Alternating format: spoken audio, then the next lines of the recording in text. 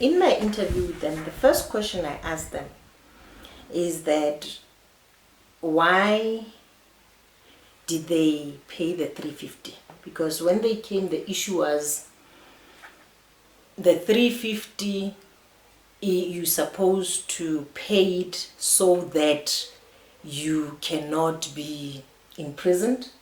It's a document that will allow you to move freely between the two countries. Yeah. I even had a conversation with King Litsi. I called him when this issue came to me. And I even have footages of him signing with the SAPS. And I interviewed him about it. I'll send you the footages that I interviewed him to say, why are you saying this document is free movement? If somebody has this document, they can cross the border without having a passport. That's illegal. Mm-hmm. It's illegal. Mm-hmm. And his response was that, no, that's the case. NKK has got an agreement with the government. So if you are a Mosotho and you pay the 350 and you have that document, you will not be arrested. That was an interview between me and him, Litsi. And now... Oh, Litsi. Litsi.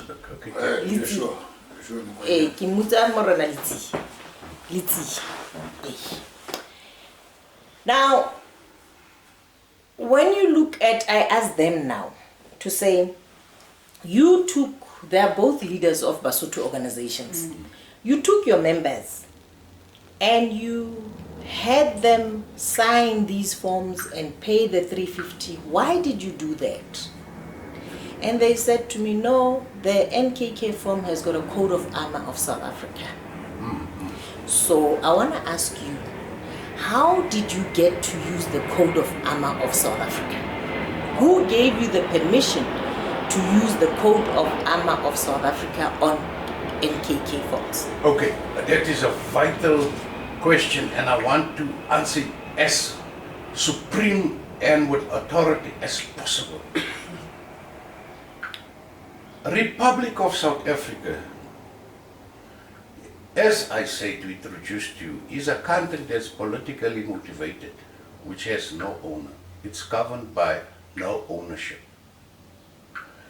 But after 2016, 28 May, the owner was introduced by its people over 9 provinces and even registered with the United Nations that we have found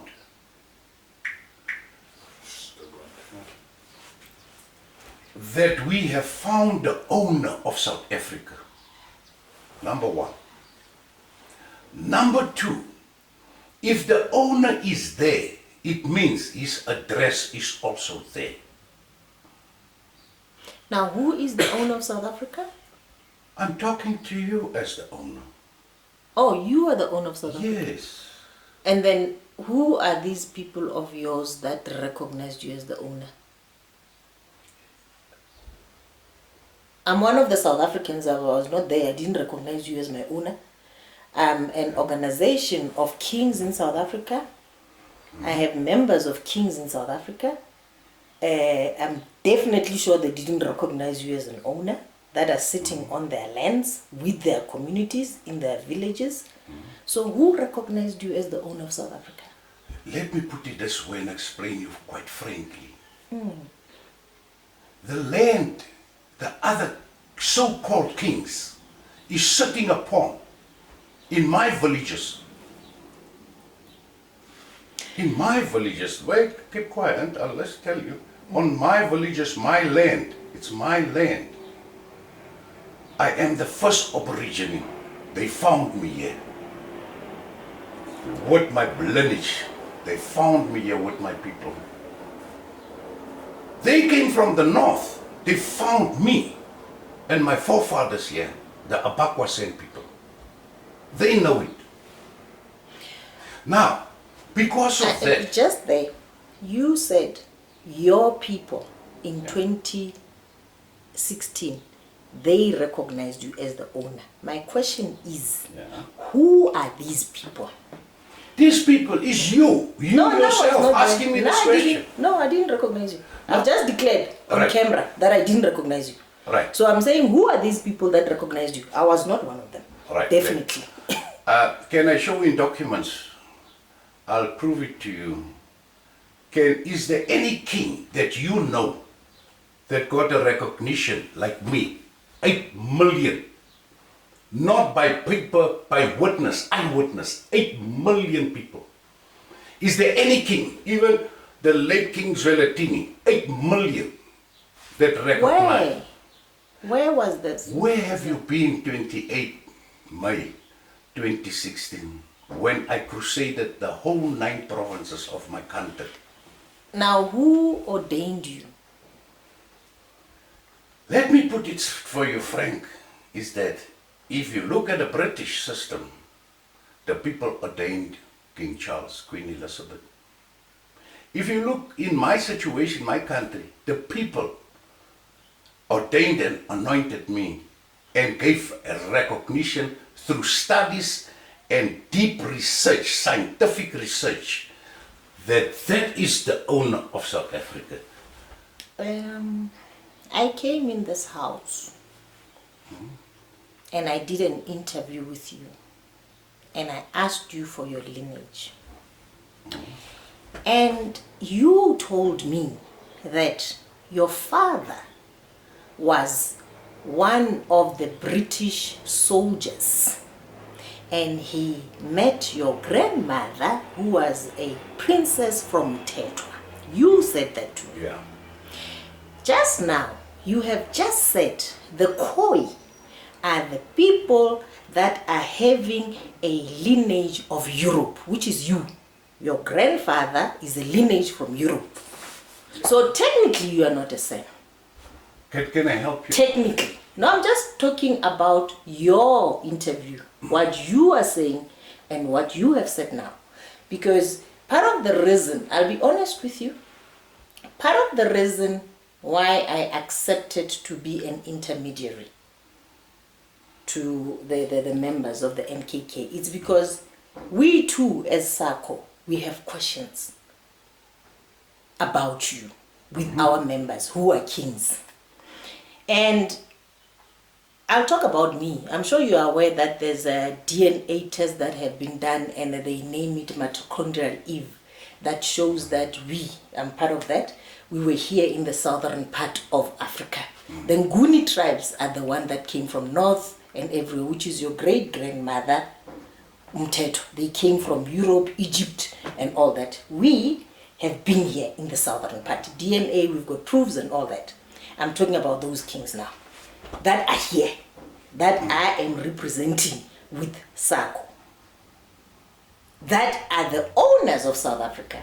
And now that you are saying you are the owner of South Africa, we are thinking we need to ask him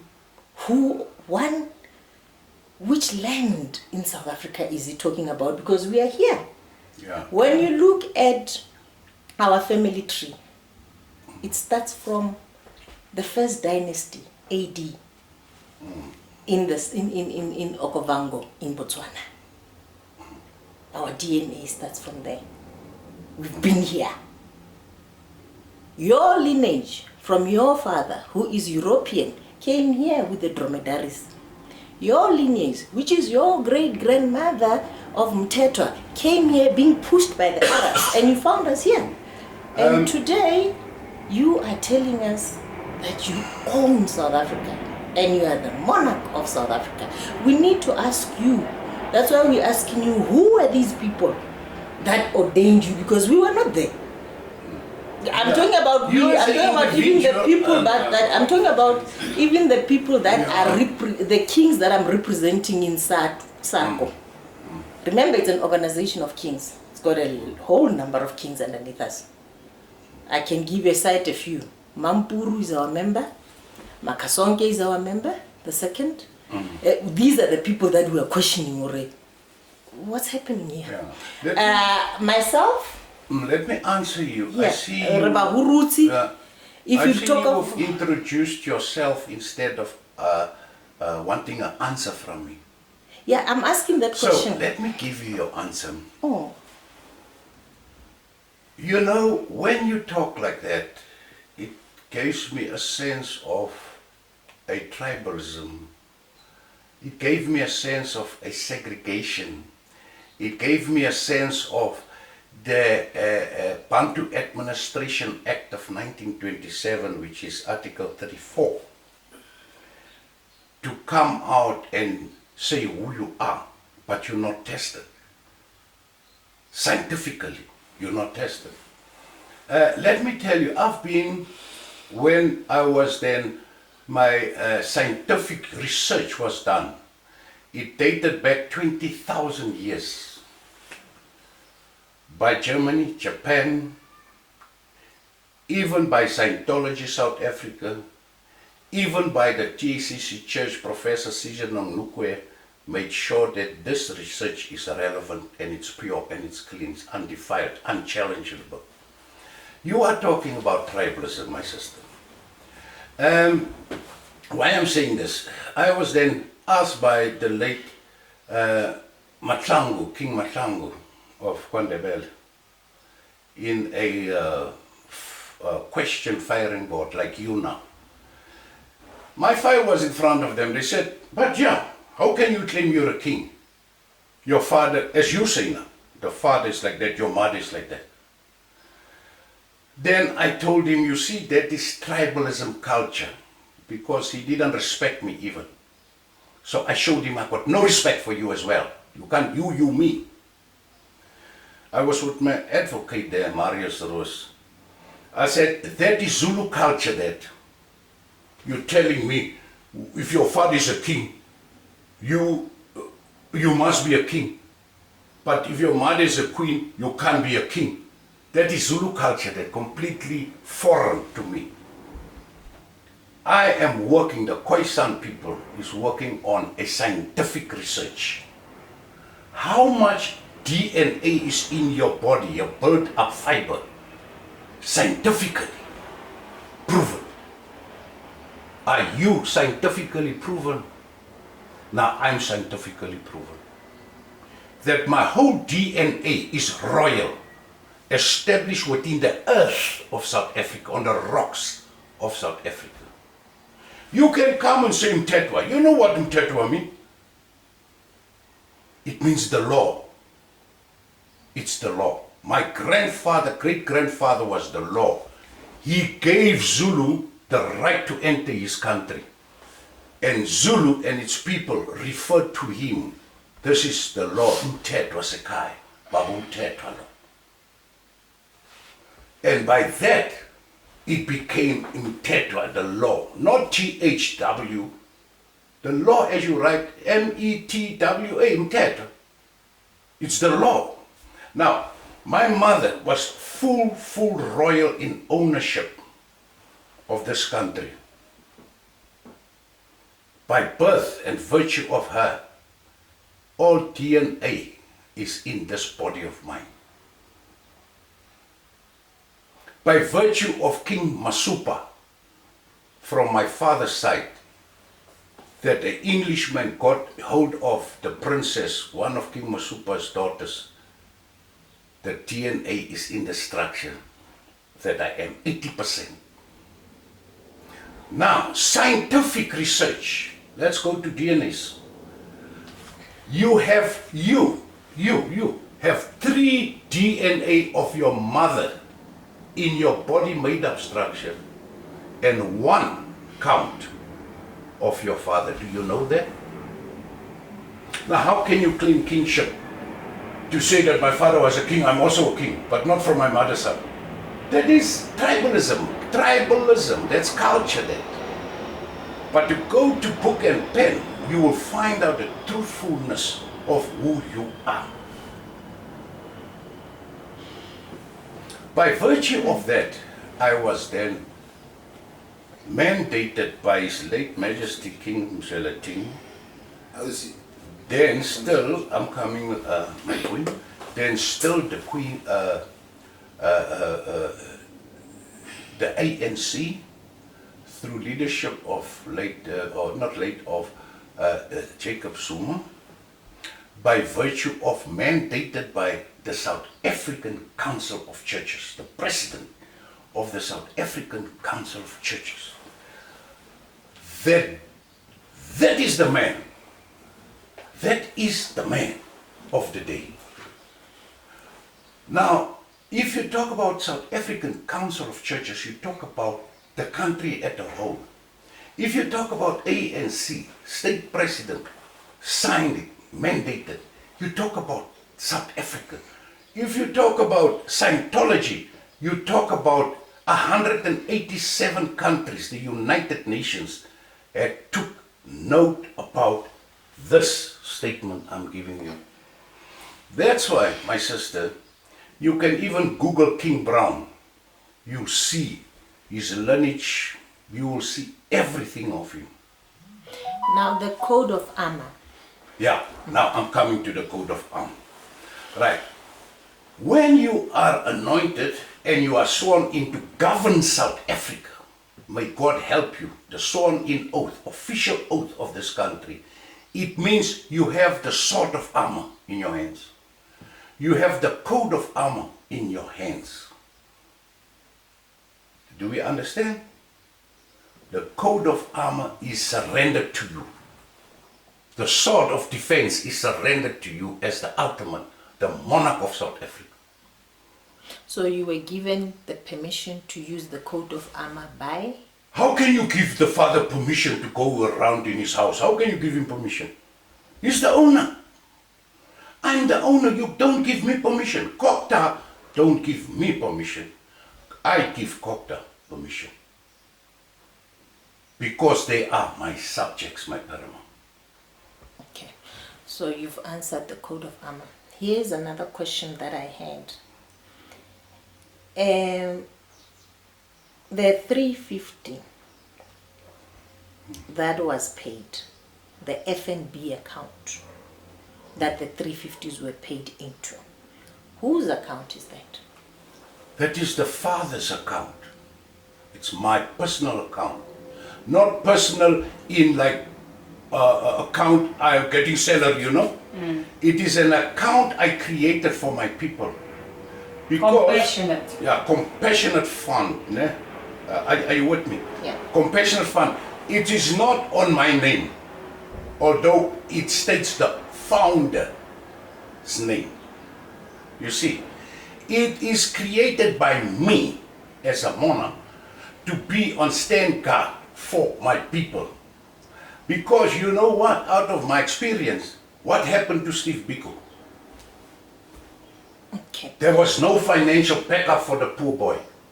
They hanged him along the road from Aiton, what is that place he was staying? Steve Biko. Only died. Yeah, a lady Grace. So he was assaulted right from there over 960 kilometers, stopped, and they beated him up to death. When he came to Pretoria, there was no more Steve Biko. How many activists have died in prison? Our king, who's that from? Hatsumelo. They even wanted to kill him in prison by saying they want to give him injection because of flu. He has flu. Then he called me, said, my father, I got no flu, but they want to inject me. I said, tell them if they touch you, I am going to get them to court. Because I knew that's the way they kill people. So, my sister, the compassionate fund account is to protect, procure any incident that can even happen to you. Okay. I have a case for you to pay with compassionate fund. You have ordained King Motsepe in Macau. Yeah. Right now, the lawyers want to take his furniture Yeah. because he couldn't pay them. Would you be so kind to go and help him because he's one of your own? Wow. Why do I get the news now? If That's you what- shouldn't that be was- here, That's How the should I second know, my question. paramount? That's We the are second born about the question. abantu bangiphoxa kanjani. That's the They second just question come and I wanted firing to at me. ask you. That's the second question that I wanted to ask you. Yes, yes. How come you don't know what is happening to the kings that you have ordained? Right, let me answer you that one. It is a pleasure for you to cross-question me, you know, I like it. As you can see now, our office, my paramount, is in Sasolburg, of the National Khoisan Kingdom, Sasolburg. In that office, there's no secretary, Hambui Berger. It is a decent building, I'm telling you, beautiful building. The equipment, furniture, you can take a drive there and go look. There's no staff that can receive this complaints you are now saying and refer it to the monarch, to the father. We can take a drive there, I'll show you that office blocks. It's closed. It is, I tell you, even the president would like to come and visit you there in that office, the way the standard of that office is. Why, my king? Why, my monarch? It's not being used. Babata, ichelete. They want salary, my sister, my paramount. Monthly salary. You must think those people are not going to sit there in the office volunteering for nothing. You understand, my chief? They want also to carry something home. You understand? You understand, my sister? Are you with me? I'm listening.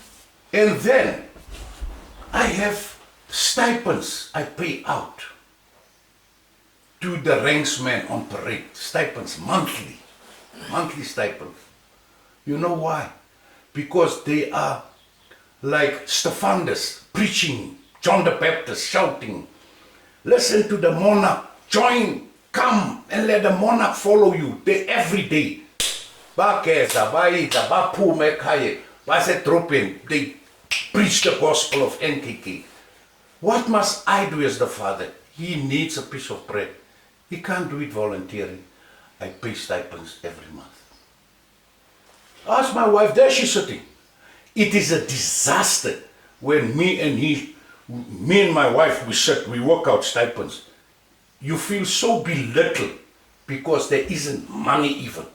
Then we must work to the bar line. We're not going more down than this line. Then what must we do? We must turn back again to our pension cards. Because we paid out people to shout the gospel outside, get the people to come together. Another question. These questions have been asked to come and ask you. They're not from me. Sure, I know. Another question. Why do you ordain kings that have already been ordained? Why do you ordain them for the second time? Yeah, that is a good question you ask me. Let me answer you that one. You see, because I had the seal, I have the seal of ownership of the country right up to the United Nations. I have to put my signature on their certificate. I have to. Otherwise, it will become again tribalism. There won't be unification. There won't be oneness. How can you? Let me put you this way, example, I like to put example. You're a family, but in that house, the children are dear makar. This one believes in auntie, that one believes in uncle, that one believes, you understand, who koko. The father is going to walk out of that house. There's no order in this house. But now because I am, all right, let me tell you this way. There is no king in the history of South Africa, my sister. Tell my people, please, tell them. They must sit and have a cup of tea and think.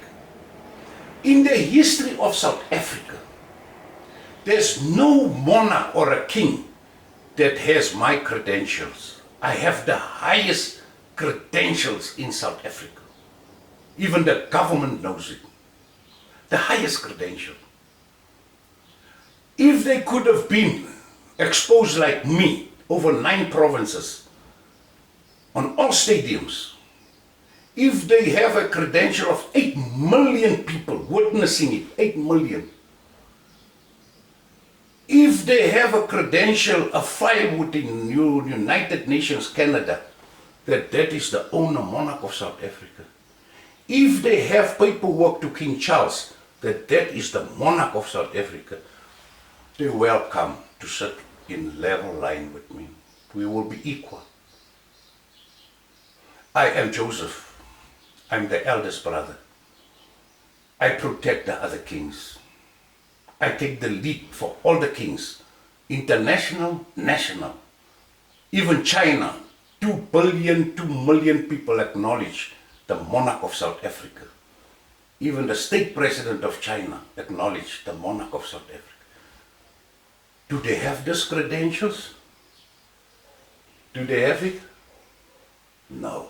Off camera, as I listened to the lady here this morning, those kings that is now reaching out to her to need help, they still question the monarch, as I can listen. But my question is, as we moved in South Africa, there was never people that stopped us and say, you can't go further. Or even other events that took place, that you need to be arrested. That is what I'm saying this morning. I'm not talking about this, the mismanagement of funds and all that. This is my question this morning. Why didn't they ask the government who inaugurated this man, that he can inaugurate other kings? This is my question this morning. Okay. I'm not fighting here, but there's still people that, how can I say, we can't grow. Oh, this man, as they say, this man or Brown, as they spoke even of WhatsApp how they feel about him. Why didn't they go to the government and ask, who is this man? Who gave him the right to do this work that is he doing? In 9 provinces or 26 kingdoms, he ordained these kings. They must go there also and ask him. They give him, they were present. Jacob Zuma, the minister Dlamini Zuma, his wife, the ACC Church, Mahweng, all those people, why don't they go and ask the government? Okay, can I respond to that? In the same, as we use customary laws, we don't use the laws of the Republic. And a king is not ordained by the government in our culture. Yeah. A king is ordained by the community and the royal family, Yeah, according I do to understand. the royal tree. So they can't go to the government. If he is ordained by the government, he is not ordained according to customary laws.